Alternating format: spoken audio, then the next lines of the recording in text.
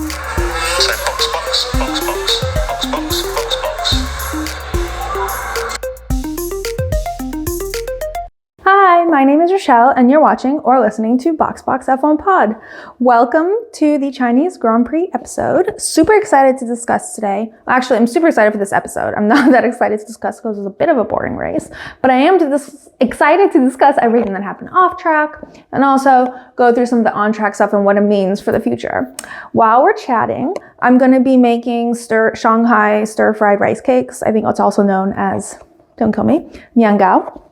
So I'm going to be prepping during the digital warm-up, and then we're going to move over to the stove, and I'm going to cook it. And I am drinking, as you can see, bubble tea.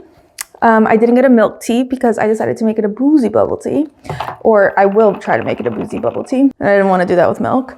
I also didn't know how to inject it, and I didn't want to take it out of the can, so I'm going to be using a syringe, and we'll see how that goes.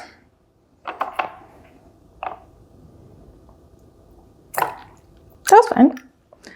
Hopefully it tastes good. This is a lychee. I got into a huge fight with my coworkers whether it's lychee or lychee. I thought it was lychee. They claim it's lychee. Whatever it is, that's what this tea is.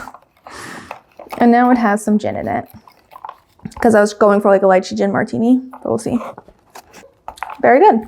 All right, so with that, let's kick off the Chinese Grand Prix with the digital warm-up. Lap 1, off-duty F1.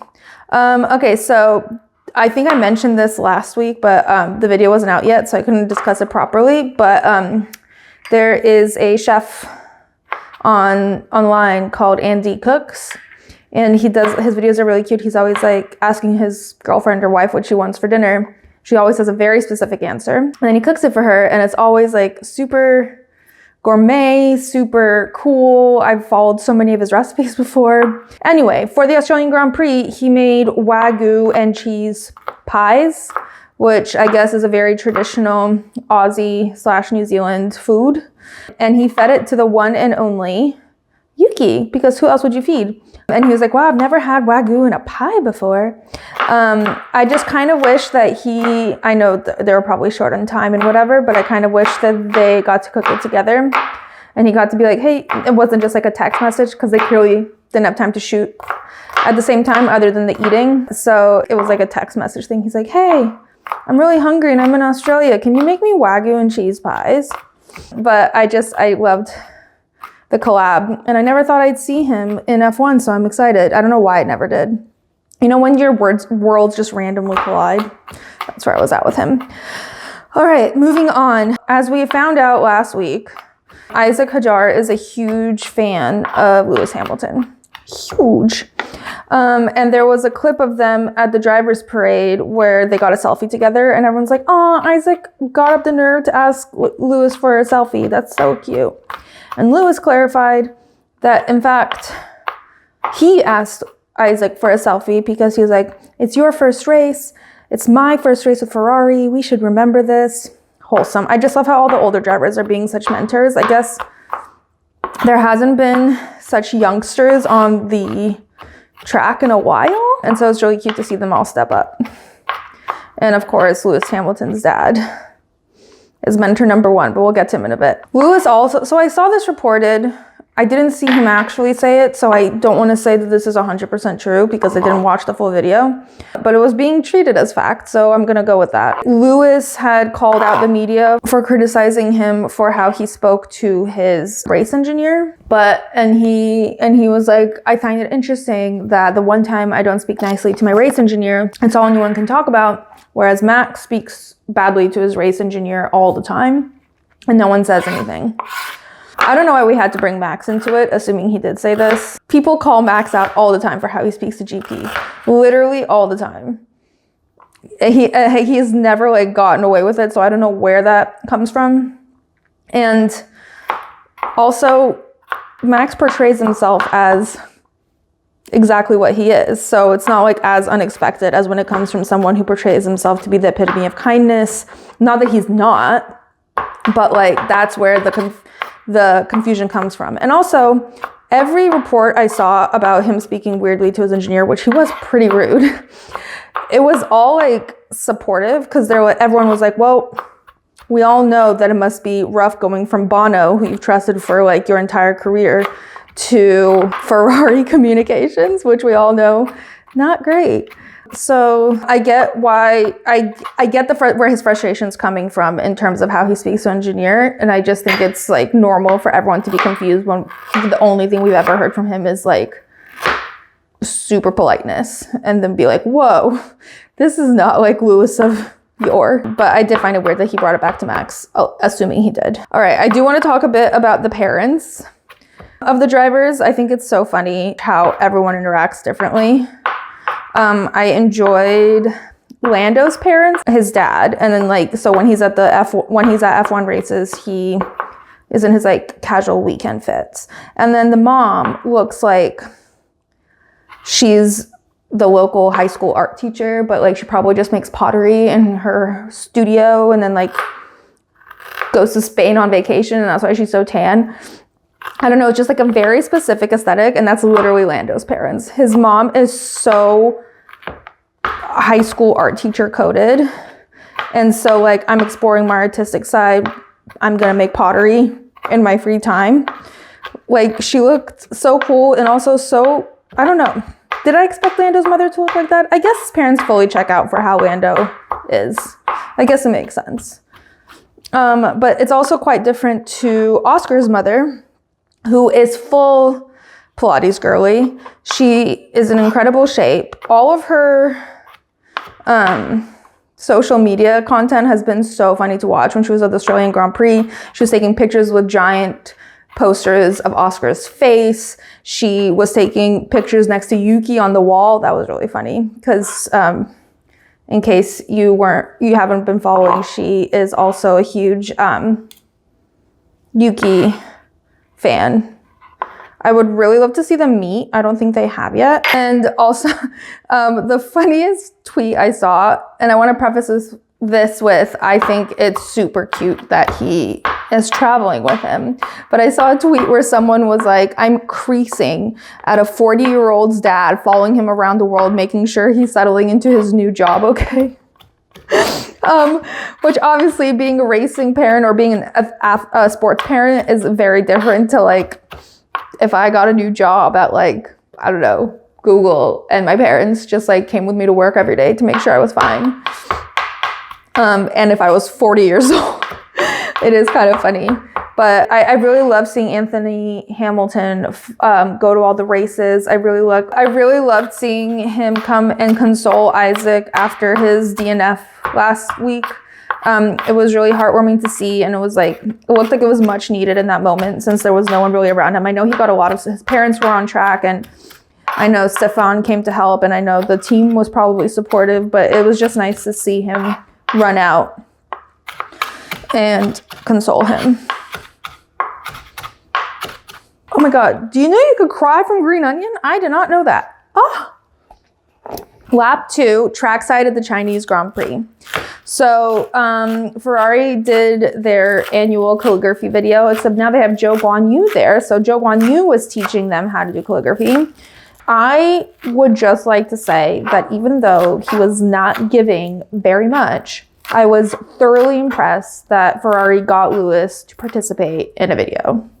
And maybe I didn't see the full one, and the other one, there's a full one where he's like contributing a bit more. But the fact that he's even on camera, 10 out of 10 to the Ferrari admin, because Mercedes sure couldn't get him to get anywhere near a camera, especially in the later years. Who knows, maybe we'll see him in a Secret Santa this year. Also, Alex turned 29 on Sunday today, and everyone wished him a happy birthday. There was a really funny video of the fan stage thing, and it was the Williams boys and the Ferrari boys. And Lando was like, oh, how old are you turning, Alex? And Alex was like, oh, I'm turning 29. And Lando was like, holy shit, you're almost 30. Wow. Like, it was crazy. And Carlos goes, I'm 30. And Lando was like, uh-oh. Right. It was pretty funny. Someone who's 30 and has had that from many 25-year-olds being like, oh, you're 30. Yeah, it's humbling. but I will almost argue that 29 is worse than reaching 30. 29 definitely felt more stressful. And then by the time you hit 30, you're like, you already spent a whole year freaking out and preparing for it. So it'll get better, Alex, promise. Alex did celebrate with his girlfriend, Lily, who, by the way, looked so good this weekend.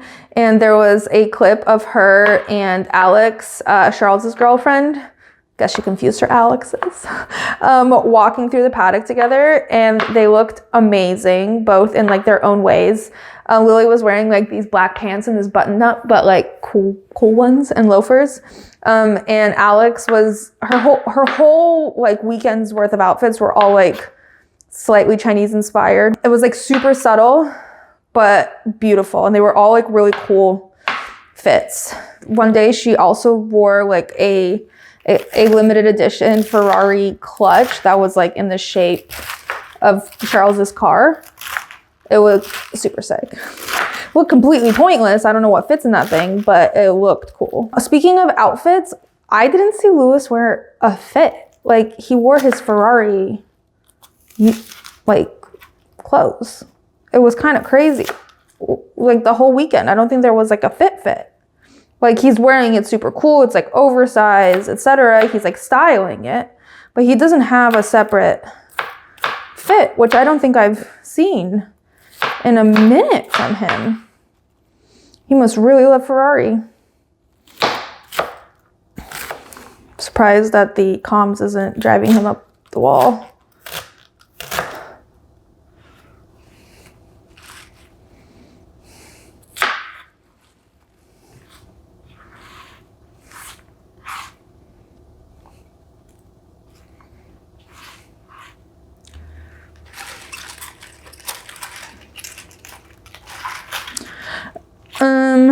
And finally, another fun video was a video of Kimi Antonelli and George Russell playing mahjong, and it was filmed really funny. Like, it was like a battle to the death, the way they were filming it.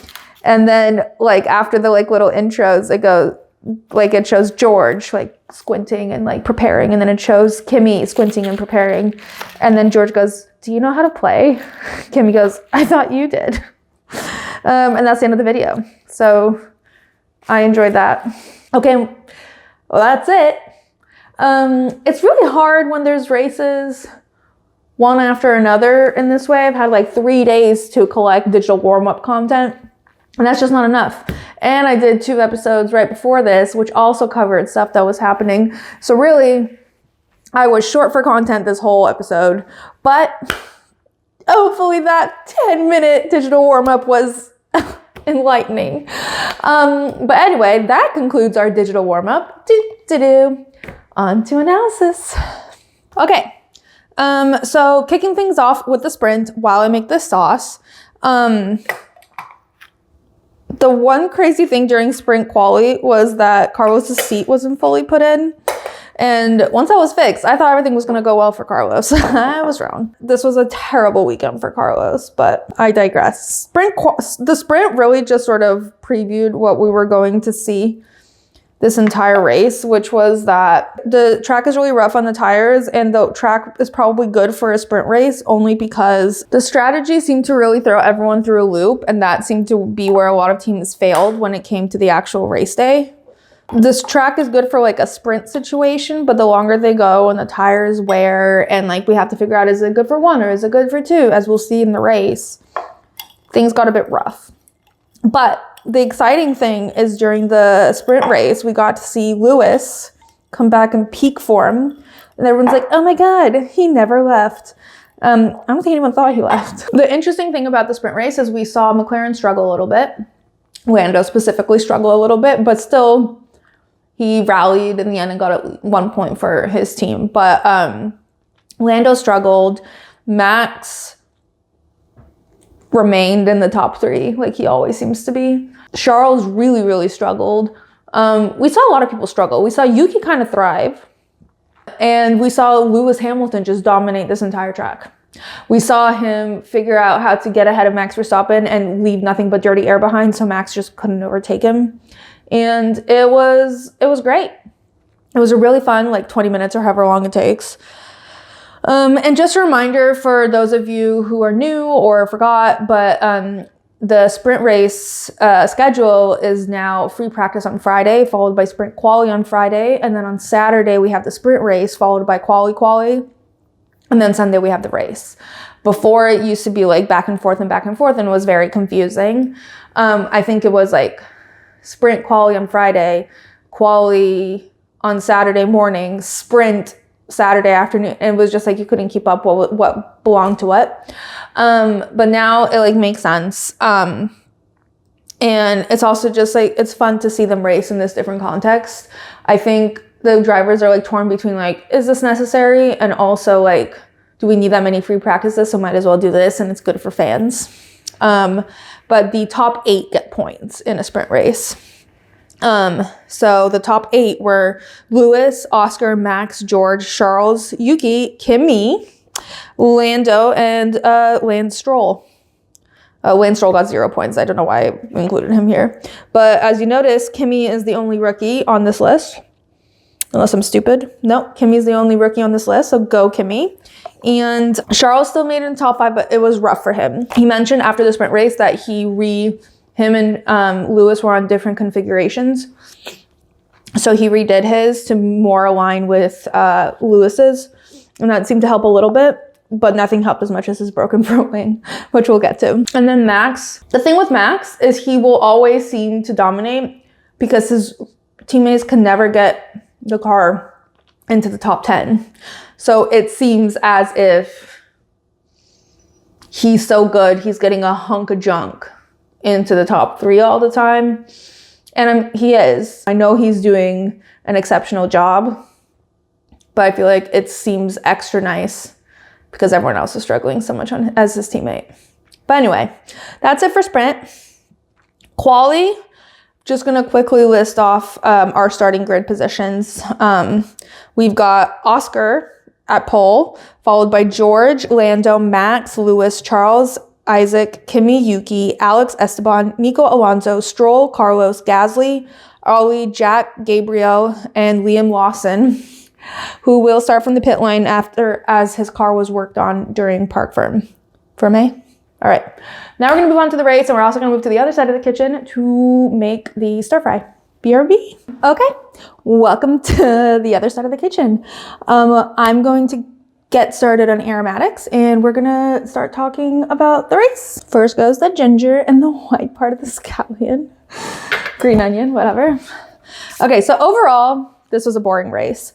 And while we saw some great drives on the track, most of the action was happening off track, given the bizarre strategy that a lot of the teams were making. And the FIA just got like super involved last minute for no reason. Well, there was a reason there were infringements on the rules, but still it seemed unnecessary for me. So today's debrief will include a highlight reel of some of the best performances or most interesting performances to discuss on track, but it will primarily focus more on those topics of like what was going on externally. So kicking things off with the conditions of the track. Thankfully, unlike last week, the conditions were dry. Although at one point, Lando did get told there was going to be a half of rain, and I don't know if I misheard, because what the hell is half a class of rain supposed to be if class 1 is a light drizzle? What, like, is it like a drop of rain?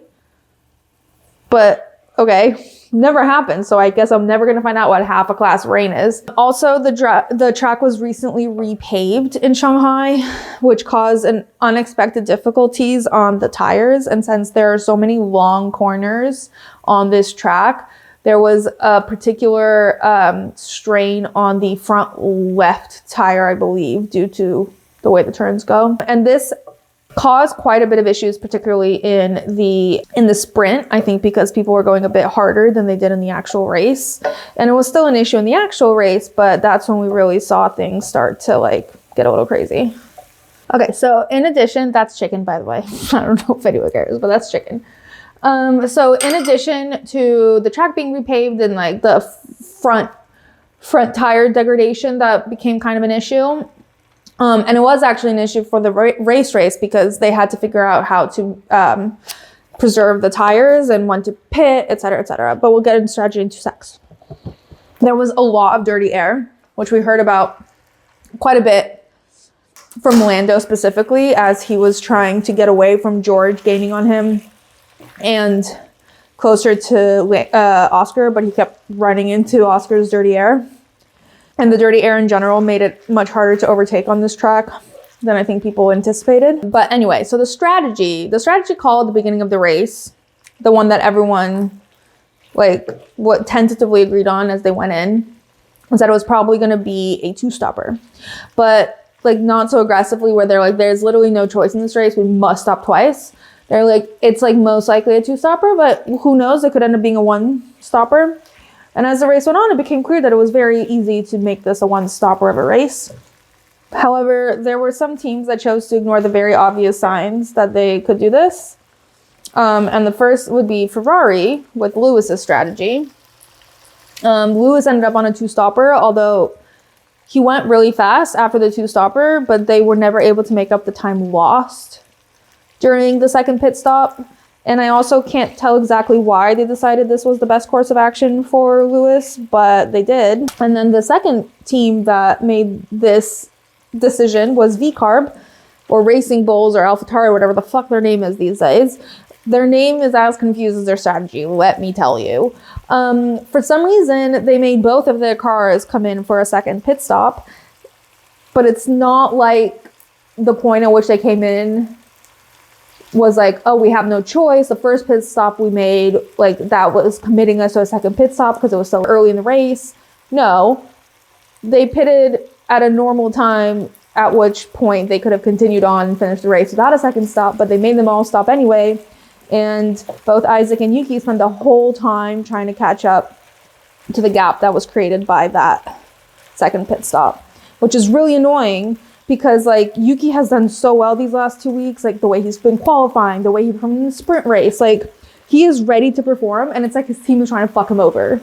And it like does not make any sense. It's like they want him to fail. They want him to not, like, I don't know, be a contender for Red Bull, but like, I don't know. It's very bizarre. And another thing about Yuki's race is his front wing randomly broke off in the middle of the race, and even watching the replays and like listening to all the commentary, I don't think anyone knows why it broke. It just randomly broke, and even during the race, right, Yuki was like, why is it broken? And they were like, don't know, but he had to come in again to fix it. And it was like really broken. It wasn't like a little broken, it was like broken. But anyway, even Isack, who finally made it past the formation lap this week, ended up struggling because they put him on this weird strategy. All right, now let's talk about performances. So Charles had a broken wing, which happened during contact with Lewis in the first lap. Like barest of contacts. They actually could have fully collided, but it got saved at the very last minute. So that was a bit crazy, and he did the whole race with a broken wing, and that's when he was like flying. So everyone was like, does he need the front wing? Maybe we opt out of it for next time. Which, from what I understand, is categorically, from an aerodynamic perspective, not a thing. He will not go faster without the front wing. But anyway, it was pretty funny. But also at a certain point, Lewis was going so much slower, he offered to switch places with Charles, but like wanted to control the whole situation. So like he offered to switch places with Charles, and then the engineer was like, cool, we can make that happen. Do it now. And Lewis was like, I'll switch when I'm ready to switch. And it's like, okay, but you suggested it. Okay. Other performances. Oscar had an amazing race, like from start to finish, just solid performance. Never wavered, calm, cool, collected, but everyone's come to expect calm, cool, collected from Oscar. If Oscar ever freaks the fuck out, we all know it's dire. Lando, however, did have issues. He had issues all weekend. He did manage to rally. He did have an incredible overtake into George right into turn 1 of lap 1. Even in the cool down room, George was like, that was pretty good. And Lando was like, yeah. And then I was fucked. So the whole race, he was doing pretty well. And then he ended up caught in Austria's dirty air as George was catching up. And he was like having trouble continuing. But it seems like it wasn't just the dirty air that was an issue for him. He also was having a brake issue. It was like he couldn't press all the way down. He just had no brakes, basically. I think he had a front... They explained it. I didn't fully understand it. So it wasn't like a power unit issue. It was like the actual brake was an issue, which became a serious concern towards the end of the race. Like, George was gaining on him so fast that if there were just like 3 turns left in this race, Lando was fucked. Basically, he's very lucky that the break lasted to the checkered flag. Half a lap more, fucked. He would have not only finished not second, he wouldn't probably have not finished the race at all. Other shout outs, George Russell has been pretty consistent, not just today, but last week. I saw a hilarious TikTok video, and no shame to this creator. I'm fully on board with Delulu thoughts, but she was like, George has done so well. It was the way she phrased it. It wasn't like just Delulu. It was like, George has done so well this season. He might be driver's champion. And I'm like, it's race 2, girl.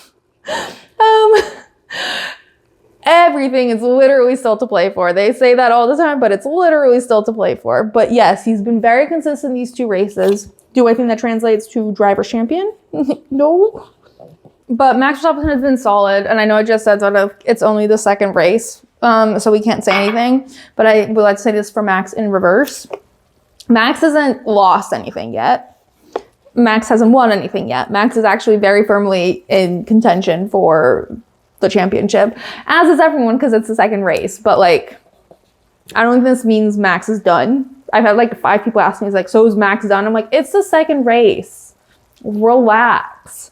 And it's not his fault. So the McLaren car is like so beyond good that everyone's going to struggle this year to keep up. And now quickly on Carlos Sainz, I don't know what's going on with him. I don't think no one knows actually what's going on with him, because his performance was just like very confusing for someone of his caliber. I know in the sprint race, his seat wasn't in all the way, but like, I think he even radioed to the pit wall at the end of the race and was like, I'm pretty sure I'm faster than this. And they're like, no, we think you are too. Like, no one really knew what happened to him. He just was not fast at all. He was like at the bottom, like bad. But actually not bad, because so many people got disqualified that he ended up scoring 1 point. All right, so now that we've talked about Carlos and all the other performances, I really want to do a quick rookie review, because some of our rookies are in a dire state right now. I'm going to focus on the 2 rookies that get the most shit and the media from their teams. So Jack Doohan, he had an incident this race where Isack was trying to overtake him, and then Jack unexpectedly locked up, and that lockup forced Isack off track, which was quite unfortunate because it resulted, nothing actually happened from that. It could have, but nothing bad happened. But Jack did get a 10-second penalty for that, which ended up costing him his position in the race. But in addition to him acting like, even though the lockup wasn't intended, like there was no malintent when he did that, it was an accident.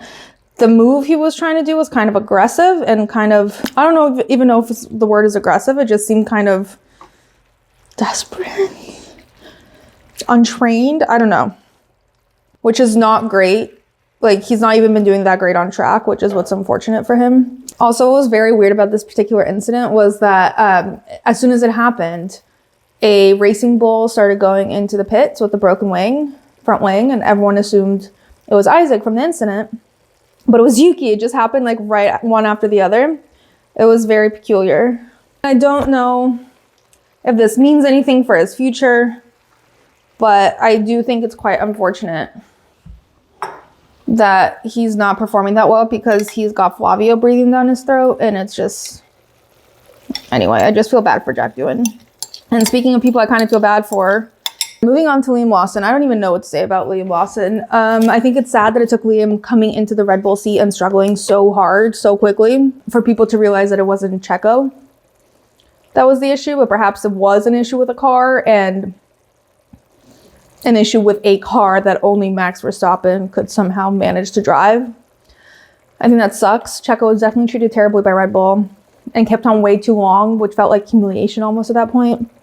And he was treated horribly by the media and the fans, and just like everyone treated him terribly, even though clearly there was an issue with the car. Maybe it was time for Checo to actually go. I don't know, but I think it's because Red Bull took him to the edge, literally to the edge. But I thought that with Checo going, they would not only bring someone who could be a good teammate for Max, who could be molded as a young driver, but they would also work on the car and make it more drivable for people other than Max Verstappen. That's not what happened. They just seem to like continue making a car that only works for Max and barely works for Max, honestly, and just hope the other driver can figure it out. And if not, they're out. So I don't think the issues with the car are all, or the issues with performance is all Liam's fault. I do think Liam came into this like way too hot. He was super cocky. His energy even seemed to throw like Max off a bit with how confident he was. He said stuff about Yuki, but like I could forgive all that. I understand he's young and full of it because he's like not only a race car driver, but I understand everyone copes with pressure a bit differently, and he knows how much pressure is on him to perform well in that Red Bull seat.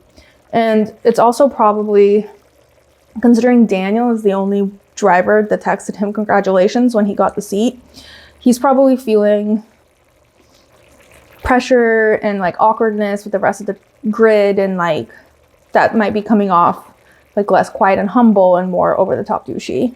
But I do have to say I feel pretty bad for him, given that the first race was like insane weather conditions. So I feel like that could be a write-off. It's been a write-off for so many people. And that means he's only really had one race in a Red Bull. Granted, this race was like really bad. He's not even acting on track, like the energy he puts off, like that song, like I'm Liam Lawson, I'm Liam Lawson. That's kind of energy I was expecting from him, and that's not what he's giving on track at all. But again, it's early days, and I do think it was kind of mean. Ted gave Christian a lot of grief for paying off Checo for this performance, and I think it's fair for him to give Christian and Red Bull a hard time, but I don't think at the expense of Liam necessarily. It's not Liam's fault. And the way he was talking about like, this is what you pay Checo off for. Like, I don't know, maybe encourage nurturing and developing the driver you've decided to commit to. But I think it's like, in general, massively underestimated how much pressure Jack and Liam are under. They've been threatened to be replaced before they even started racing. Before the season started, both of them there were rumors going around they're going to be replaced, and those rumors are just tripling. Now there's rumors that Yuki will replace Liam for the Japanese Grand Prix. They'll like swap places, which is crazy. Liam's basically done one race. That's like deeply unfair. I feel like when you feel like the world's against you, your team's against you, your fellow drivers are against you, it's like fear and threats are not really the recipe for nurturing success unless you're Max Verstappen. That was more on a private scale when he was a kid with his dad, and not on a larger public scale. Not that we want to emulate any part of that with anyone else. I'm just saying, I feel really bad for both Liam and for Jack because they're just getting written off so fast, and they haven't really had a chance to prove themselves, and the conditions they've been given to prove themselves under are just like high pressure, and like they're like under duress. So like, who's actually going to perform that well in those conditions? It's just unfortunate. All right, and then there's the FIA. Gabriel, Yuki, Nico, and Alex Albon were investigated for an infringement on their practice starts from the pit lane. There's like a white line they have to start from during practices, and they didn't. So they all got a warning. And then after the race, the FIA disqualified Lewis for his rear skid not meeting the desired thickness, whatever the fuck that means. Actually, I do know what that means. It means that the rear skid block is like, it's also called a plank. It's the underneath portion of the car. And there are regulations for how the minimum thickness it must be. It was clearly lower. I remember this because I believe it was the Austin Grand Prix like 2 years ago. Both Lewis and Charles were disqualified actually for this reason. But coincidentally, Charles was also disqualified today, as was Pierre, but they were disqualified for being underweight. I believe they were both just 1 kilogram underweight.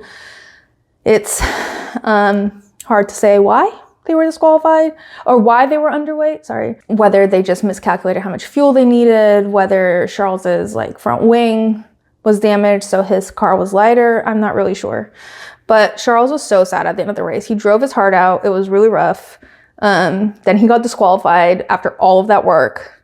He looked so sad after the race. I texted my friend and was like, his sad fucking eyes. And she was like, Charles, I needed no other explanation. No one has those eyes. It's just heartbreaking. He looked like he'd been sweating and crying, and I don't think he was crying, but like he looked rough. All right, post-race, the funniest thing that happened is that Oscar's joke from last year that he's 1/16th Chinese, so this is his home race, has come back in full force after he won it. He won his home race, obviously. The guy doing the post-race interviews was like, is there anything you want to say to your home crowd? And Oscar literally giggled. I've never heard that man giggle. He giggled, and he was like, thank you.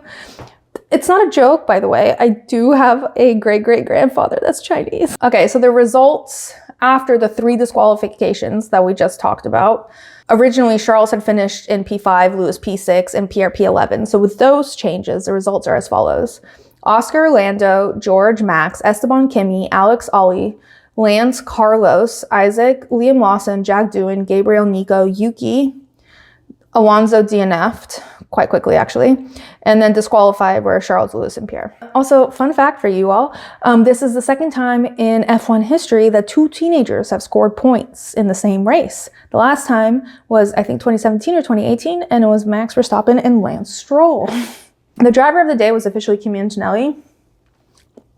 Everyone's confused about it. The commentators are confused. Kimi is confused. Everyone is confused, but I guess everyone's just going with it because it's not like he was bad. He just wasn't like the driver of the day. But I'll take it. He's definitely the rookie of the year so far in the last 2 races we've had. But I think Oscar deserves a pretty good shout out. I also think Alex Albon drove really well. I think Charles driving so fast with a broken front wing also deserves a shout out, except for the fact that he was disqualified, so I don't know if I can count that. Dick in the box, like who wasn't a dick? Ferrari for still not figuring out how to communicate with their drivers without getting back an earful of sass. V-Carb, Red Bull, Racing Bulls, AlphaTauri for their stupid strategy ruining 2 races and also having stupid names. And then, I don't know, Red Bull and Flavio for bullying their little rookies into performing so badly. But anyway, the driver standings as of now are Lando Norris with 44 points, Max with 36, George with 35, Oscar with 34, Kimi with 22, Alex with 16, Esteban with 10, Lance with 10, Lewis Hamilton with 9, Charles with 8, Nico with 6, Ollie with 4, Yuki with 3, Carlos with 1, and then Isack, Pierre, Liam, Jack, and Gabriel all have 0. And since Fernando DNF'd from 2 races out of 2, he's not even listed in the driver's standings yet. But it's safe to assume he's last. Constructor standings are currently as follows. McLaren with 78, Mercedes with 57, Red Bull Racing with 36, Williams with 17, Ferrari with 17, Haas with 14, Aston with 10, Kick Sauber with 6, Racing Bull with 3, and Alpine with 0. And that's it for the Chinese Grand Prix. Before I go, I'll show you this rather soupy stir fry. Whoa. Dum da dum. Tastes good. Thanks so much for joining me for a crazy first week back in F1. Sorry for the low amount of content for this episode, but it's 2 days after the last episode and this was a boring race. But in just 2 weeks time, we're going to be back at the Japanese Grand Prix, and who knows how that one's going to go because both the races we've had so far have been wildly different, and it'll definitely produce even weirder and stranger results than we've seen so far. Until then, make sure you follow at BoxBoxF1Pod on social to keep up in between races, and my inboxes are always open to discuss or take any suggestions for future episodes. And make sure you subscribe, follow, and share with any potential boxes. Because the more the merrier. So until Japan, Box.